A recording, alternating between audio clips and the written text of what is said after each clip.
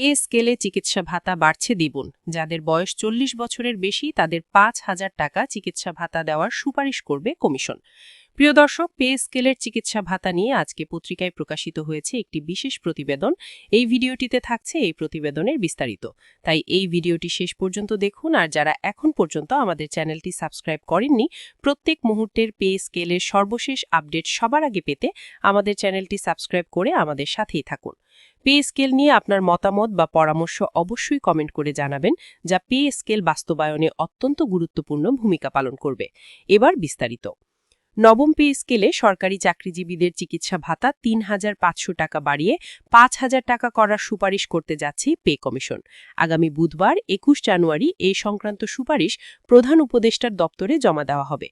সোমবার 19 জানুয়ারি পে কমিশনের একটি সূত্র জানিয়েছে, নবম পে স্কেলে 2 ক্যাটাগরিতে চিকিৎসা ভাতা দেওয়ার সুপারিশ করা হচ্ছে।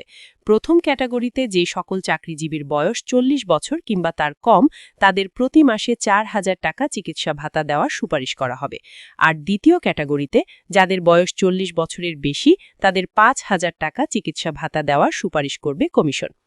পে কমিশনের একজন সদস্য সাংবাদিকদের বলেন, তরুণদের চেয়ে বয়স্কদের চিকিৎসা ভাতা কিছুটা বেশি করার সুপারিশ করা হচ্ছে। বয়স্কদের ওষুধ কিনতে অতিরিক্ত টাকা ব্যয় হয়, এজন্য তাদের ভাতা কিছুটা বেশি করার সুপারিশ করা হচ্ছে। অবসরের পর একজন সরকারি চাকরিজীবী মাসিক 5,000 টাকা করেই চিকিৎসা ভাতা পাবেন। বর্তমানে 2015 সালের পে স্কেল অনুযায়ী 20তম গ্রেডে মূল বেতন 8,250 টাকা। নবম গ্রেডে একজন বিসিএস কর্মকর্তা পান 22,000 টাকা। আর সর্বোচ্চ পর্যায়ে সচিবদের মূল বেতন 78,000 থেকে 86,000 টাকার মধ্যে। এদিকে নতুন বেতন কাঠামো বাস্তবায়ন নিয়ে সংশয় থাকলেও অর্থ মন্ত্রণালয় বাজেটে অর্থের সংস্থান রেখেছে। 2025-26 অর্থ বছরের বাজেটে সরকারি কর্মকর্তা-কর্মচারীদের বেতন ভাতা খাতে বরাদ্দ বাড়িয়ে 1,06,664 কোটি টাকা করা হয়েছে, যা আগের তুলনায় প্রায় 22,000 কোটি টাকা বেশি। অর্থ বিভাগের এক কর্মকর্তা জানান, মূল বেতন বা ভাতার যেকোনো 1 জানুয়ারি থেকে বাস্তবায়নের লক্ষ্য ধরে এই বরাদ্দ দেওয়া হয়েছে। বাকি অংশ পরবর্তী সরকারের সিদ্ধান্তের উপর নির্ভর করবে। এদিকে নবম পে স্কেলের প্রজ্ঞাপন 4 ফেব্রুয়ারির মধ্যে জারি না হলে কঠোর কর্মসূচির ডাক দিয়েছে এমপিওভুক্ত শিক্ষা জাতীয়করণ প্রত্যাশী জোট। সোমবার 19 জানুয়ারি জাতীয় প্রেস ক্লাবের সামনে সংবাদ সম্মেলনে জোটের প্রধান নেতা অধ্যক্ষ দেলোয়ার হোসেন আজিজি বলেন, 4 ফেব্রুয়ারির মধ্যে নবম পে স্কেলের প্রজ্ঞাপন জারি না হলে 5 ফেব্রুয়ারি দেশব্যাপী মানববন্ধন এবং জেলা প্রশাসকদের মাধ্যমে প্রধান উপদেষ্টার কাছে স্মারকলিপি দেওয়া হবে। পরবর্তীতে আরও কঠোর কর্মসূচি ঘোষণা দেওয়া হবে। লিখিত বক্তব্যে তিনি বলেন, 2009 সালে 7ম পে স্কেল ঘোষিত হওয়ার পর 2015 সালে 8ম পে স্কেল জারি হয়, কিন্তু এরপর টানা 11 বছরেও নতুন পে স্কেল ঘোষিত হয়নি। অথচ এ সময়ে কমিশনের সুপারিশ অনুযায়ী 2টি নতুন পে স্কেল ঘোষণার কথা ছিল।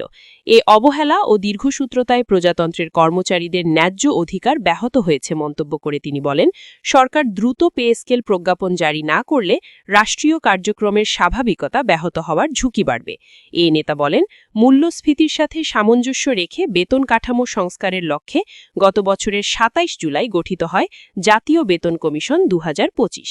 সাবেক অর্থ সচিব জাকির আহমেদ খানকে প্রধান করে গঠিত এই কমিশন ইতোমধ্যে চাকরিজীবী ও বিভিন্ন পেশাজীবী শ্রেণীর মতামত গ্রহণ করেছে। অনলাইন প্রশ্নমালা থেকে শুরু করে আমলাতান্ত্রিক, বিশেষজ্ঞ ও পেশাজীবীদের সঙ্গে একাধিক বৈঠকের মাধ্যমে কমিশন মাঠ পর্যায় থেকে প্রস্তাব সংগ্রহ করেছে বলে উল্লেখ করেন তিনি।